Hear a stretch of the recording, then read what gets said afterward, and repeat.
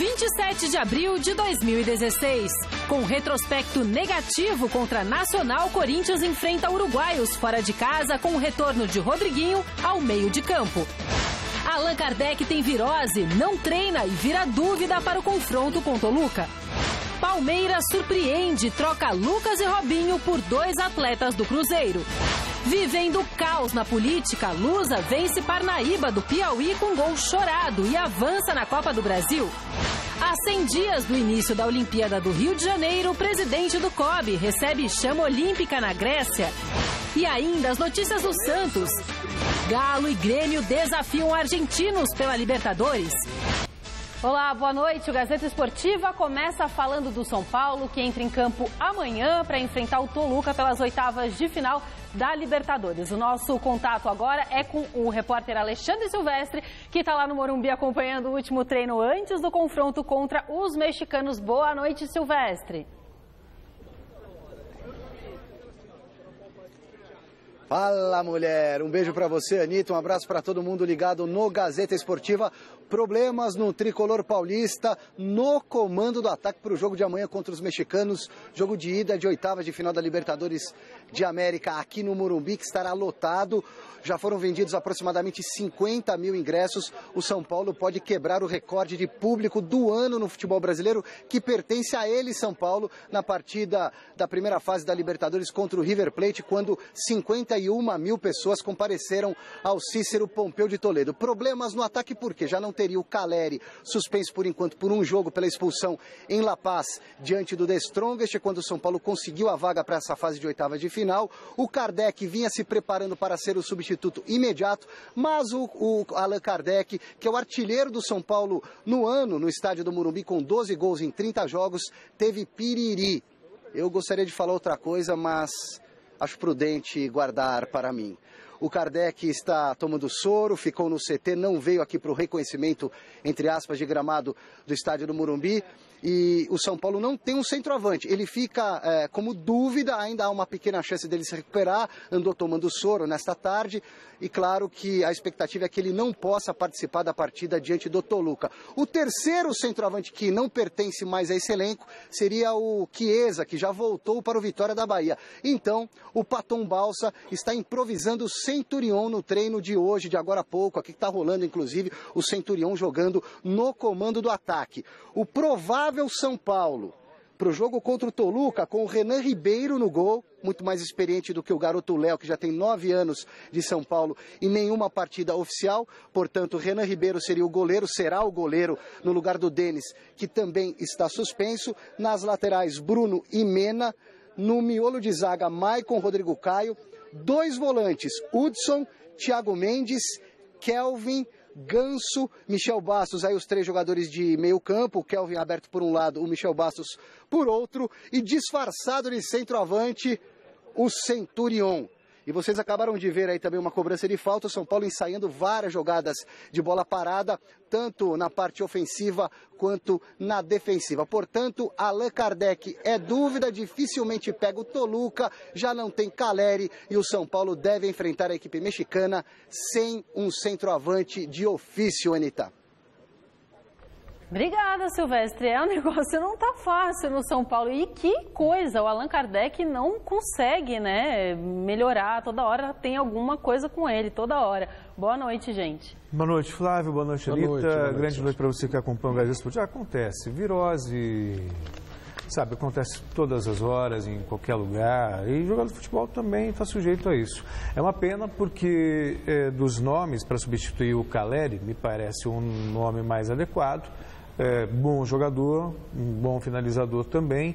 O Caleri vai fazer muita falta, é artilheiro do time da Libertadores América. Artilheiro da Libertadores. Exatamente, da Libertadores América. O Kardec, pelo menos, apesar de não viver um bom momento, é um jogador de quem você pode esperar alguma coisa.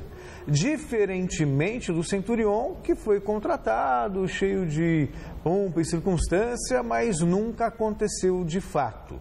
Tem uma nova oportunidade, ele costuma jogar um pouco mais aberto, vai jogar mais centralizado. O Kelvin entrou bem no time, o Michel Bastos também é bom jogador, mas ainda não apresentou aquele futebol que se espera. E o gol, Flávio, me chama muita atenção. Por quê? Porque o Renan também vem se recuperando de uma cirurgia. Não tem, sabe, não lembro qual foi a última partida do Renan, e nessas circunstâncias é muito complicado para o goleiro, que ele vai ser muito exigido. O Toluca não é um time bobo, é um time que constrói, é um time que produz. Prevejo, apesar do estádio lotado e de São Paulo jogar em casa, muitas dificuldades para o tricolor. Boa noite de novo. Boa noite, Anitta, Celso. Mas aí é o seguinte, o Centurion, ele nunca foi de fazer gols. Ele tinha feito 3 gols no ano, quando ele veio para o São Paulo, e o time dele tinha sido campeão. Ele não é o cara de fazer gols. Eu não gosto, a minha filosofia do jogo não passa por um pivô, por um centroavante. Então, tudo bem. Só que a do Balsa passa, o treinador de São Paulo é o Balsa, ele gosta de jogar com homem centralizado. Então, teoricamente, no meu esquema de jogo, não ter centroavante é uma benção. Mas aí, eu não sou treinador, eu sou apenas um crítico de futebol, então não teria problema. Só que o São Paulo não treina com essa opção. Então, ele vai ter um cara centralizado, só que a escolha do nome é complicada, porque ele vai colocar um cara que não é fazedor de gols. Ele tem dificuldade na finalização, mesmo quando ele chega em posição de finalizar, ele tem dificuldade. Tanto que ele só fez 3 gols num time que tinha sido campeão na Argentina quando ele veio. Sabe quem eu colocaria lá? Eu colocaria o Ganso.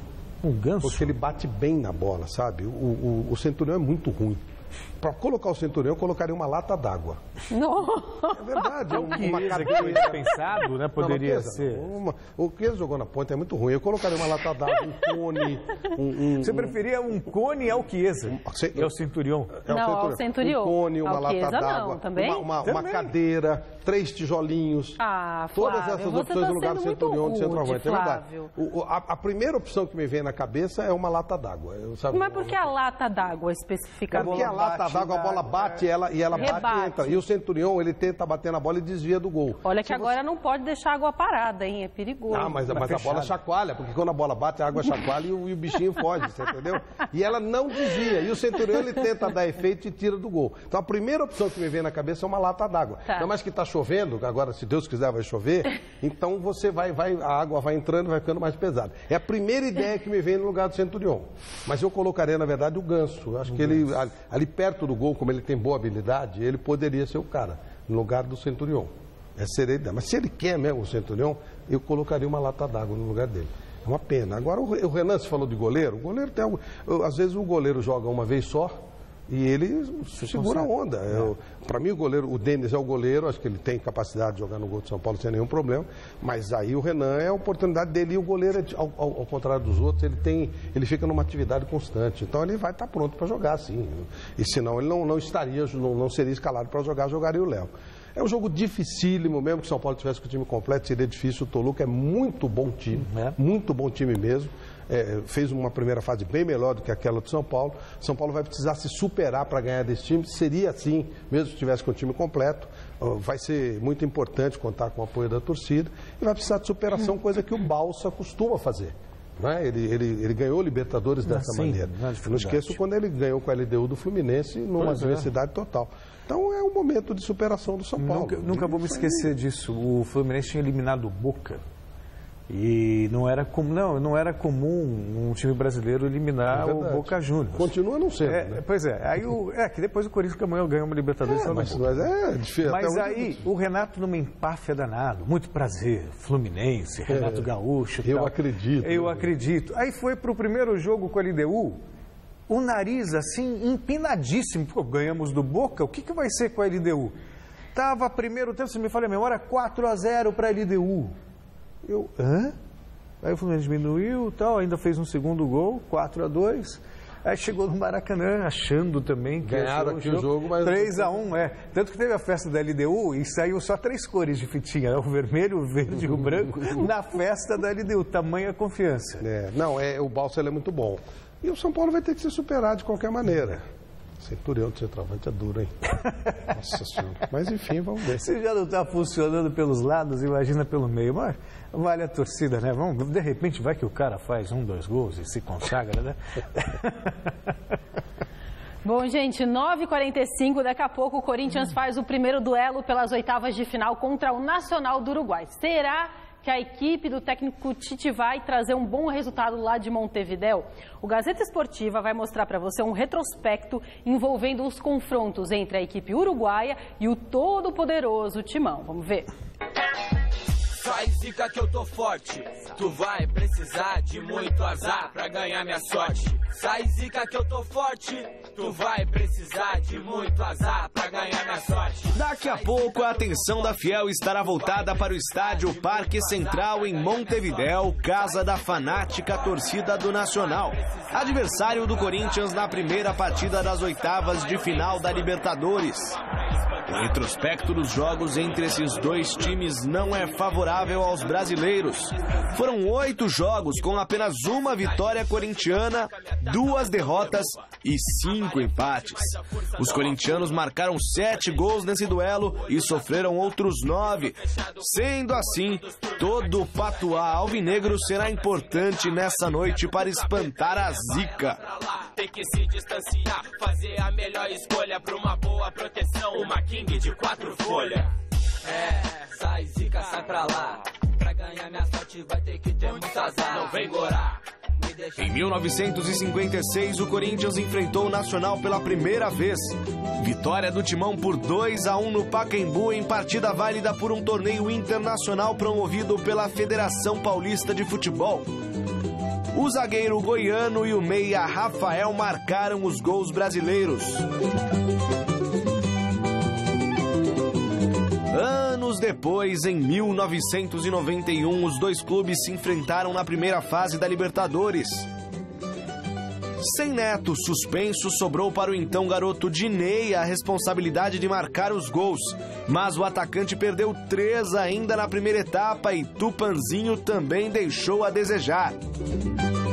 No segundo tempo, Fabinho cabeceou uma bola na trave, contudo, 0-0 permaneceu no placar graças ao juiz que invalidou esse gol de Valdez. As últimas 2 partidas entre Nacional e Corinthians foram válidas pela Copa Mercosul de 2000. No Pacaembu, uma derrota por 2-1 e no Uruguai um empate por 1-1.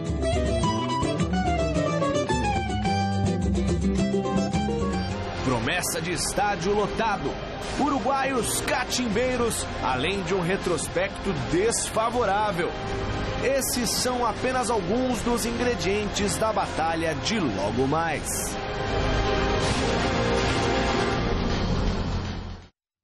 E sem fazer mistério, o técnico Tite definiu a equipe que ontem realizou o tradicional reconhecimento do gramado. O Corinthians fez nesta terça-feira o treino de reconhecimento do gramado do estádio Gran Parque Central, palco da partida de logo mais às 15 para as 10 da noite contra o Nacional do Uruguai pelas oitavas de final da Copa Libertadores da América. A atividade deu poucas pistas sobre o time que entrará em campo, mas Tite não fez mistério e anunciou uma única alteração em relação ao time que foi eliminado pelo Audax na semifinal do Paulistão. Rodriguinho vai ficar com a vaga de Guilherme no meio-campo. São 3 jogadores que a mecânica da equipe, ela fez... Quantos jogos nós fizemos até agora, Kleber? 27. Nós fizemos 27 jogos. Ela conseguiu, na campanha que ela fez no Campeonato Paulista, a campanha que ela fez, os números que ela atingiu, a qualidade que ela teve, se compondo com 4 jogadores no meio-campo e 2 atacantes. Né? E nessa composição do meio-campo, a maioria das vezes teve Elias, Rodrigo, Guilherme e Bruno Henrique, né? E mais um articulador, um jogador de flutuação do lado. Agora estava com os 3, antes machucou o Elias, depois retornou, depois machucou o Rodrigo e retornou. Com o Guilherme, ele veio no transcurso do campeonato, de 3 eu tinha que optar por 2, e aí a escolha foi dos 2. Ao lado de Rodriguinho, no meio de campo, estarão Elias, Bruno Henrique e Alain Mineiro, um dos destaques do time nesse início de temporada. Não precisa me agradecer, não. Ele construiu isso através do seu trabalho, através das outras partidas todas que ele jogou e jogou bem. Reconhecida não só pelo seu técnico, por vocês. O que deu sim para ver no trabalho desta terça-feira foi um clima leve, descontraído. Tite acredita que o time está preparado psicologicamente para enfrentar partidas decisivas como a de hoje, mas que ainda pode melhorar neste aspecto. Colocar só do perfil emocional me parece assim um dos componentes, mas ele é de um conjunto todo. O jogo que nós fizemos contra o Audax está aí para as pessoas assistirem, verem e repetirem. o jogo que nós temos contra o Santa Fé, enfim, outros jogos que têm um caráter decisivo. Mas nós estamos atentos sempre a procurar progredir, evoluir, isso sim. O Tite, voltando primeiro ao retrospecto, também não significa muita coisa, mas também a desvantagem de Corinthians Nacional não é tão grande assim. Uma vitória, 2 derrotas e 5 empates. Se o Corinthians vencer hoje, por exemplo, já iguala, não existe desvantagem no retrospecto. E não acho difícil o Corinthians voltar do Uruguai com uma vitória, Flávio. Nem eu. Não acho difícil, não. Por quê? Porque é um time muito bem montado, compactado, sabe o que faz com a bola. O Nacional, jogando em casa, ele teve problemas com o Palmeiras. Mas voltar com vitória, você falou? Sim, acho que tem, sim. Teve problemas com o Palmeiras, teve problemas com o River Plate, que é um adversário local, teve problemas com o Rosário. É verdade que o Rosário jogou com reserva. Mas o Nacional, ele ganhou do Palmeiras porque o Palmeiras estava muito mal naquela fase. O Nacional tem um belo jogador que é o Nico Lopes, e só. O resto é um time muito comum. Esse estádio, ele foi usado na Copa de 30. Estádio velicíssimo. Verdade, os primeiros jogos, acho que o primeiro jogo da Copa foi nesse estádio. O Parque Central é muito velho. O estádio centenário foi feito para a Copa de 30, mas não ficou pronto. E aí os estádios no Uruguai estão muito velhos. E o time, esse retrospecto, ele passa pela primeira fase de Libertadores, quando o Nacional realmente tem 3 Copas do Mundo, tem uma história muito grande, mas o futebol uruguaio caiu muito nos últimos tempos. E o Corinthians, que não tinha histórico de Libertadores, cresceu bastante. O time do Corinthians é muito bem ajeitado, muito forte. Eu também acho que o Corinthians, no duelo, eu não tenho dúvida que o Corinthians é favorito. E não me surpreenderei também se o Corinthians vier. Gostei muito da entrada do Rodriguinho no time. Acho que ele vai dar mais consistência, o Guilherme não se acertou. Para mim, o Corinthians é favorito nos 2 jogos. Quando se pensava em Nacional e Peñarol, até final dos anos 80, até meados dos anos 80, sempre se pensava em Nacional e Peñarol, havia um tremor, porque era difícil enfrentar esses times. Aí depois, o tempo passou, o Peñarol chegou a uma final, né, de Libertadores. O Uruguai caiu muito. O Uruguai foi um dos primeiros países a começar a perder jogadores para a Europa antes de passar pelos grandes. Depois esse fenômeno começou a acontecer, inclusive, no Brasil e tal. Mas o primeiro país a começar a sofrer com isso foi o futebol, foi o Uruguai. E até porque é um país muito pequeno, então ficou muito difícil de segurar os jogadores por lá, né? Você sabe que o Uruguai, ele é menor em população do que Itaquera. É verdade, isso não é brincadeira, não. E é complicado, né? É a dificuldade econômica e tal. E até por isso merece respeito pelos títulos que tem, pelos campeonatos que tem, mas é uma dificuldade. O jogador vai embora rápido, vai cedo. Tem muito empresário uruguaio que manda o jogador embora mais cedo. E aí eles começaram a sofrer muito com essa coisa de... Tem muito jogador uruguaio pelo mundo inteiro, mas para jogar lá fica muito difícil. Então hoje vence, é isso, Celso? Eu acredito no Corinthians. Também acho que o Corinthians ganha lá. Então eu quero saber sua opinião aí de casa. Gazetaesportiva.com é o site onde você deve dar a sua opinião. Qual vai ser o resultado da partida de hoje entre Nacional do Uruguai e Corinthians? Vitória do Nacional, empate ou vitória do Corinthians? Acesse o site e vote. O resultado eu dou no fim do programa de hoje, beleza? Ontem a bola rolou pelas oitavas de final da Libertadores. Na Argentina, o Huracan recebeu o Atlético Nacional da Colômbia e as equipes não mexeram no placar. Já na Venezuela, o Deportivo Táchira conseguiu um resultado importante diante do Pumas do México. Só um detalhezinho aqui. Bom, primeiro que os dois times, as duas melhores campanhas tiveram dificuldade, né? Tanto o Atlético Nacional como o Pumas. Acho que os dois vão reverter os resultados. O Atlético Nacional empatou, tudo bem. Mas aconteceu uma coisa nesse jogo lá da Venezuela que é uma lástima e precisa acabar com essa palhaçada. À tarde nós vimos, e a gente vai ver daqui a pouquinho, nós vimos o City contra o Real Madrid. E um espetáculo maravilhoso. Isso é organização, isso que eu estou falando. Claro. Aquele negócio do City com o Rei Jude, com aquele mosaico maravilhoso, foi espetacular. Aí à noite eu estou vendo Puma e Táchira. Entra um cachorro então. Para, ele era uma graça aquele cachorro. Mas estava até de coleira, eu falei pro Celso, se eu tivesse tudo lá, bem, eu pegava pra mim. Só que cachorro não pode entrar em campo. Mas toda hora entra cachorro, então eu falei até pro na Celso América do Sul que a gente devia fazer uma reportagem que a competição que mais entra cachorro é na América do Sul. Mas é uma várzea, ou seja, é varziano. É varziano. Então faz um campeonato de cachorro.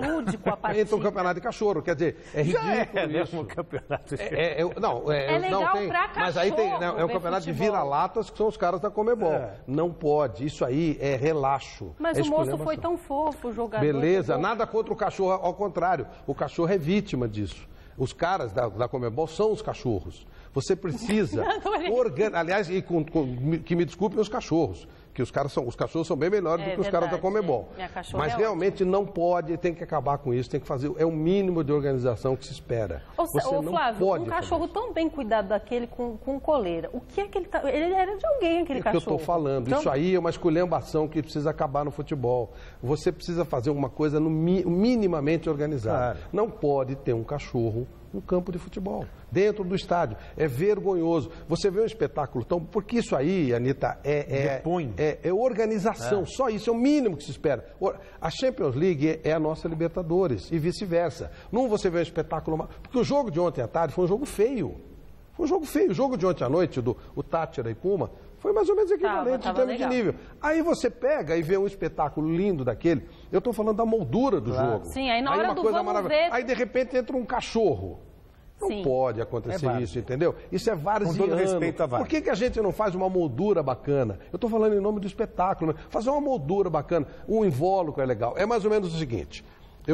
se eu chegar para você e te der um anel de brilhante... Olha que legal. Te dou um anel de brilhante embrulhado num pacotinho bonitinho e tal, não sei o quê. Aí o Celso chega e te dá embrulhado num jornal.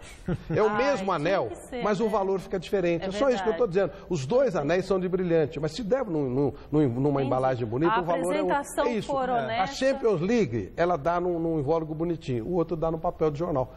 Dá para fazer uma coisa mais decente, né? Só isso. Será que esses vagabundos da Comebol não sabem, pelo menos, embrulhar num papel bonitinho? Eu acho que eles não sabem.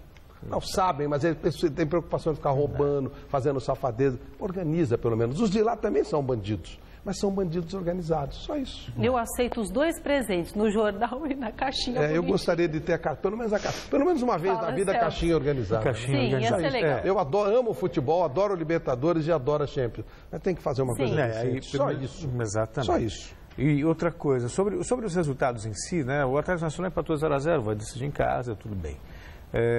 Agora, o Pumas tem a segunda melhor campanha, mas já havia perdido também na primeira fase para o Tátira lá na Venezuela por 2-0. É curioso, que apesar do time ter a melhor campanha, segunda melhor campanha, não encaixou. Mas lá no México goleou. E essa é a lógica. Então eu imagino também que no México esse Pumas está fazendo uma campanha bem decente, né? Apesar de cachorro no campo. Está fazendo umas cachorradas com o Pumas aí. E sem cachorro, UEFA Champions League. O Atlético de Madrid venceu o Bayern de Munique por 1-0 agora à tarde no primeiro confronto válido pela semifinal da competição. No Vicente Calderón, o Atlético saiu na frente ainda no primeiro tempo e conseguiu manter a vantagem de 1-0 até o fim do jogo. Agora, os espanhóis precisam de um empate na Alemanha para ir à final. Ontem, o Manchester City e o Real Madrid não saíram do 0-0. Com nada decidido na primeira partida, os dois técnicos estão confiantes para o jogo que decide a classificação para a final da Liga dos Campeões, quarta que vem, no Santiago Bernabéu. Se jogasse o Cristiano Ronaldo é pau a pau. E ele jogasse a Touré também. Eu queria falar do jogo de agora à tarde, que foi 1-0 para o Atlético de Madrid. O Guardiola, ele mudou 5 vezes o esquema tático do Bayern de Munique. 5 vezes. É uma delícia ver o trabalho do Guardiola.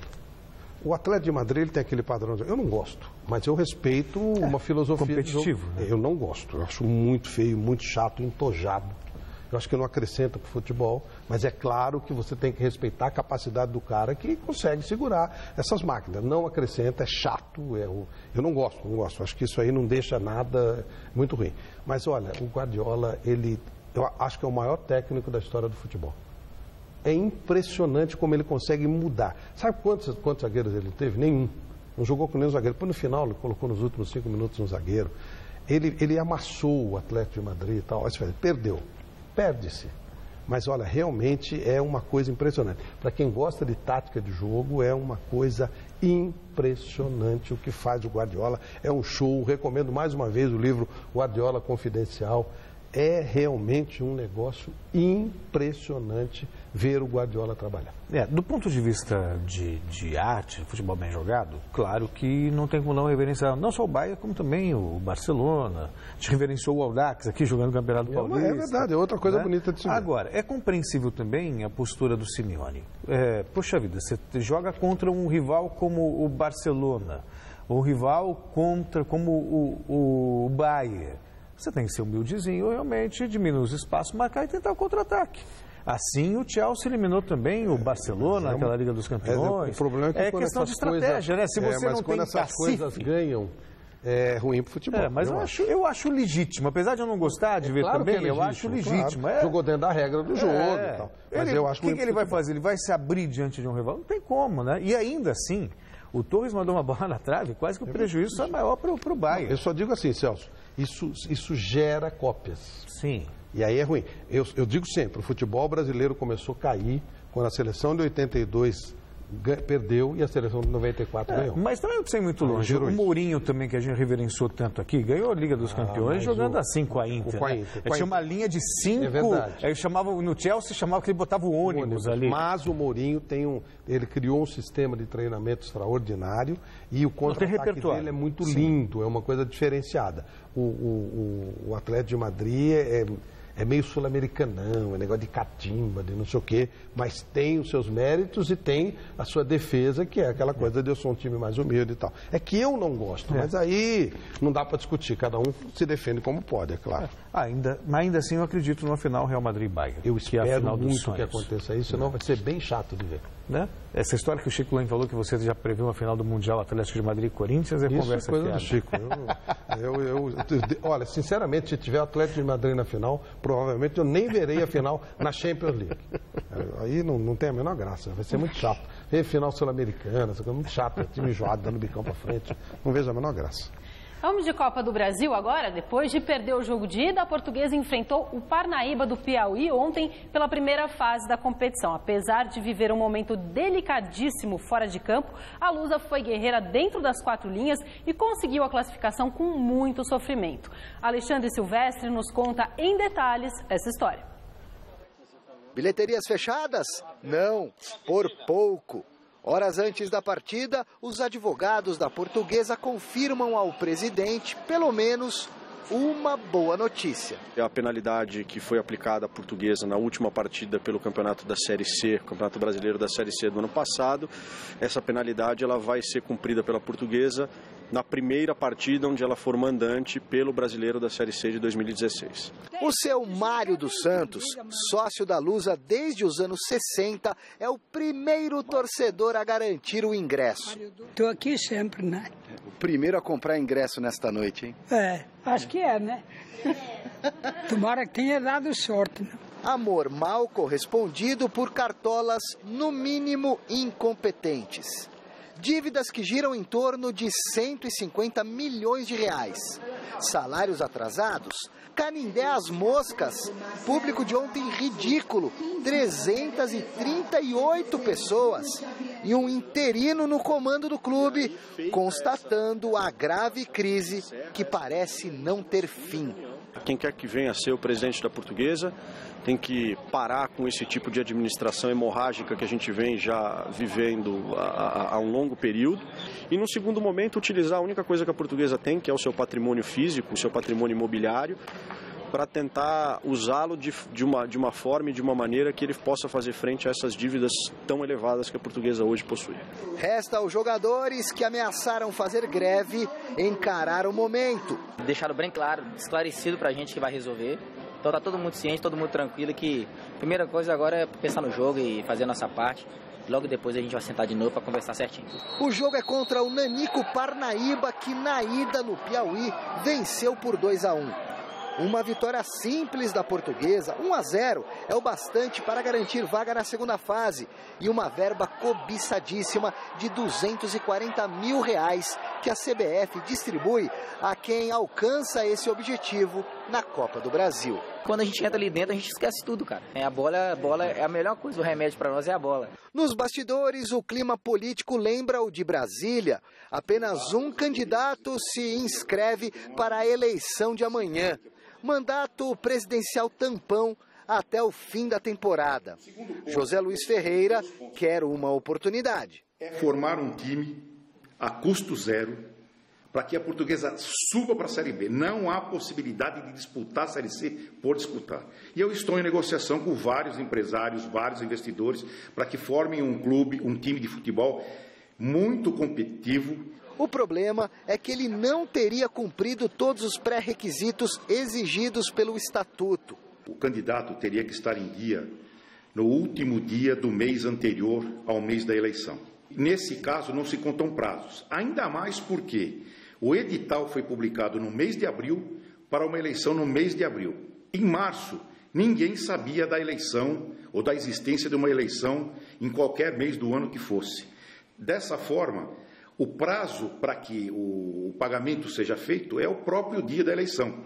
O presidente do Conselho Deliberativo, Beto Cordeiro, ao lado do presidente interino da Lusa, não atende ao nosso pedido de entrevista.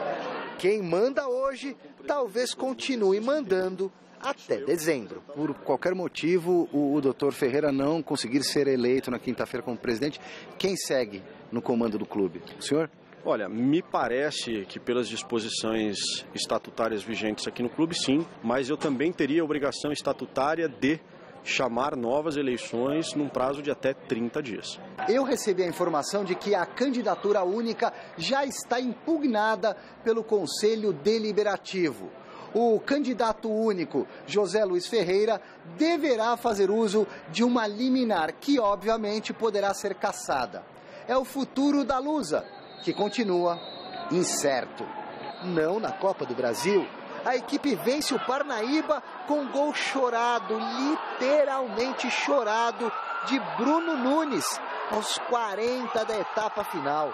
E segue viva na competição. Eu tenho certeza que com essa vitória tem outras coisas que envolvem, tem um próximo jogo. Eu acredito que o Leandro e quem estiver nessa parte administrativa vai ajudar, vai resolver o problema. E de uma forma ou outra aí os jogadores já abraçaram e eu tenho certeza que essa semana muita coisa vai ser resolvida para a gente poder ter uma cabeça boa, não só eu, mas todos os jogadores ali para poder dar continuidade ao trabalho. Dentro e fora de campo, a Associação Portuguesa de Desportos, de tanta tradição, está, infelizmente, por um fio. A Portuguesa deveria inovar, não vender o estádio e continuar com esse modelo arcaico. Ela deveria abrir uma empresa, uma sociedade anônima e ser negociada para um empresário, tipo assim, um Abramovich, e aí ela se transformaria num clube de verdade, numa empresa portuguesa, sociedade anônima. Fazer uma empresa e aí vocês iriam ver o que iria acontecer. Essa é a minha sugestão. Caso contrário, depois que a Portuguesa vendeu a vaga para o Fluminense, ela fez assim, ó, acabou. Então, esse modelo está falido faz tempo, com conselheiros e tal. Muitos times desapareceram e está acontecendo a mesma coisa com a Portuguesa. Por que não transformar-se em sociedade, não, numa empresa? Portuguesa Limitada. Aí essa pessoa que comprasse o clube, não o patrimônio, não, o clube, tudo. E essa pessoa assumiria tudo e passaria a ser dona da Portuguesa. Aí nós poderíamos ter alguma coisa grandiosa. Caso contrário, vai acabar, não tem jeito. E você aí de casa acompanha o Gazeta Esportiva nas redes sociais. Nosso endereço no Twitter é twitter.com/Gazeta Esportiva. No Facebook, Gazeta Esportiva. E para rever os programas, acesse o site da TV Gazeta. O endereço é tvgazeta.com.br. Recadinhos? Tá. Um beijo pro cachorro que entrou no jogo ontem. Te quero, hein? Daqui a exatamente 100 dias, a maior festa do esporte mundial será realizada pela primeira vez na América do Sul e no Brasil. E em contagem regressiva para a Olimpíada, o site GazetaEsportiva.com lançou hoje um canal dedicado exclusivamente aos Jogos. Nele você encontra as principais notícias sobre os preparativos, tanto no Rio de Janeiro quanto dos atletas brasileiros para a competição. Você encontra o link ou no GazetaEsportiva.com ou pode acessar diretamente o canal através do link GazetaEsportiva.com/Olimpíadas-2016. E também hoje, através do presidente do Comitê Olímpico Brasileiro, Carlos Arthur Nussmann, o Brasil recebeu oficialmente a chama olímpica. A cerimônia aconteceu no estádio Panathinaiko em Atenas, que sediou a primeira edição dos Jogos da Era em 1896. No discurso, Nussmann disse que o Rio de Janeiro está pronto para fazer história e reforçou a promessa de fazer todas as pessoas participarem da Olimpíada. A chama olímpica chega ao Brasil dia 3 de maio para iniciar o revezamento da tocha do país sede. Você tem o nome aí que eu não tenho aqui, por favor, você tem? Eu falei errado o nome do lugar. Panathinaiko. É isso, Panathinaiko. Obrigada, Magrão. Valeu. Panathinaiko. Sobre os Jogos Olímpicos, é tudo discurso, né? O Rio de Janeiro está pronto. Está pronto onde, Nussmann? Está pronto onde? As federações reclamando, a ciclovia que é derrubada por causa da maré, que foi mal construída. Claro, vão investigar, mas é óbvio que má construção, economia criminosa, enfim, já sabe. É triste, porque a gente está perto dos Jogos e é vergonhoso até agora no Rio de Janeiro. Essa é a real. Vergonhoso. A gente volta a falar da Libertadores, que vai ter daqui a pouquinho, às 7h30, em Avellaneda, o primeiro confronto entre Racing e Atlético Mineiro. Mineiro não pôde realizar o último treino visando a partida de logo mais às 7h30 da noite contra o Racing, no estádio Presidente Perón. As chuvas que caíram em Buenos Aires castigaram o gramado e a diretoria do clube argentino optou por vetar o tradicional reconhecimento do campo. Dessa maneira, o Galo trabalhou no centro de treinamento da seleção argentina, mas fechou parte da atividade. E o técnico Diego Aguirre faz mistério em relação ao time titular. Bueno, a veces Bom, às vezes a informação permite que o rival possa tomar conhecimento e antecipar algumas situações com base na formação do time. Por isso, preferimos fazer assim. Na hora do jogo, será conhecida a escalação. Preferimos hacerlo así y bueno, a la hora del partido se sabrá el equipo que ponemos.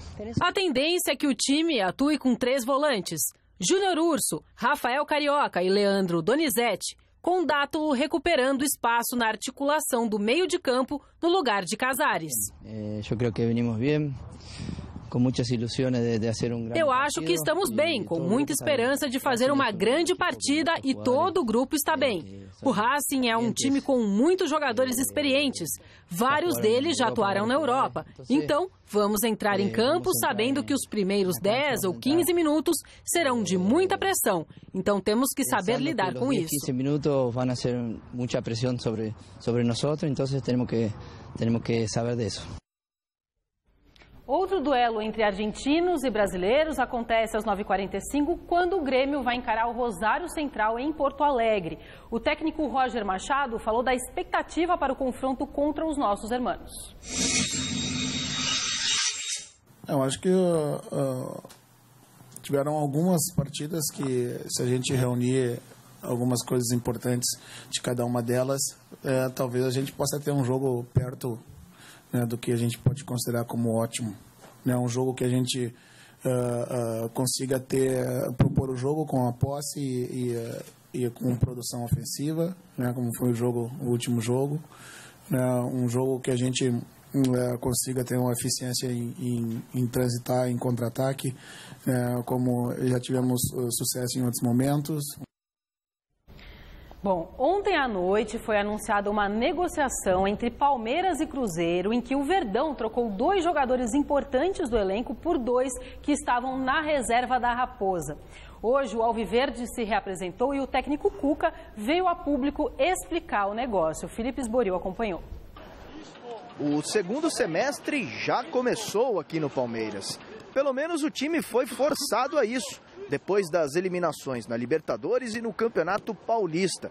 100 partidas para disputar até a estreia no Campeonato Brasileiro, que será no dia 14 de maio no Allianz Parque contra o Atlético Paranaense. O técnico Cuca quer aproveitar o tempo livre no calendário para fortalecer o Palmeiras e fechar o elenco para o restante da temporada. Os primeiros a deixarem o clube foram os jogadores Robinho e também Lucas. Ambos foram envolvidos em uma negociação que trouxe por empréstimo 2 atletas do Cruzeiro, os laterais Fabrício e Fabiano. O Fabrício é um jogador de dinâmica, ele, como eu já falei, é polivalente. A gente sabe que é um jogador que teve alguns problemas nos outros clubes, mas a gente tem que analisar ele pelo que ele vai nos apresentar aqui. E antes da vinda dele foi tida uma conversa bastante franca com ele e bem encaixada. Eu tenho certeza que irá nos ajudar sem problema nenhum. Natan e Felipe Gabriel, que atuou apenas 20 minutos com a camisa do Palmeiras, também deixaram a equipe. Com 36 jogadores no plantel, a comissão técnica estima que até 7 atletas sejam negociados. A gente tem trabalhado dentro do que a gente projeta o segundo semestre, do grande desejo que a gente tem de buscar esse brasileiro. A gente tem que fortalecer também e a gente vai em busca disso com calma, com tranquilidade, sabendo que o nosso grupo é bom, mas ele pode ficar melhor. São opções do Cuca, num primeiro momento causa estranheza. Eu estranhei muito mesmo, Robinho e titular. Lucas titulares. Pois né? é. O Lucas até ganhou o troféu Mesa Redonda. Mas perdeu espaço com o Cuca, né? Perdeu, mas Cuca perdeu. Mas enfim, e o Fabrício é completamente xarope, né? E o Fabiano... Mas é verdade mesmo. Não, ele sempre briga, né? Ele é xarope, ele é bom jogador, mas ele é xarope. E o Fabiano, ele é um jogador de marcação, ele não é um ele não é um lateral que sobe. Pois é. Deixa claro que o Cuca gosta disso, que o Jean também joga desse jeito. Vamos aguardar, né? Vamos ver antes de fazer qualquer julgamento, mas a princípio é estranho. Sem dúvida, o Fabinho por ser titular e o Lucas por ser, para mim, um dos melhores laterais do país. Pois é. Enfim. Ele e o Fagner, para mim, são os 2 melhores da posição. Aguardemos. Mas ele está diminuindo o elenco, conforme havia dito. É isso. Nosso assunto agora é a final do Campeonato Paulista. Principal surpresa desse início de temporada, o Audax segue se preparando para o primeiro jogo contra o Santos. Veja aí na reportagem do Adriano Dolfi. Antes, em Osasco, treinamentos com a presença de raros jornalistas. Hoje, numa concentração em Sorocaba, olha a quantidade de repórteres e cinegrafistas em busca de entrevistas e histórias dos atletas do Audax. Histórias, às vezes, com dramas da vida real, como o goleiro Sidão, ex-Corinthians. Por conta de não ter uma cabeça boa, de não ter uma boa estrutura, eu acabei desperdiçando essa oportunidade, muita amizade me levando para um caminho no qual eu entrei e não deveria ter entrado.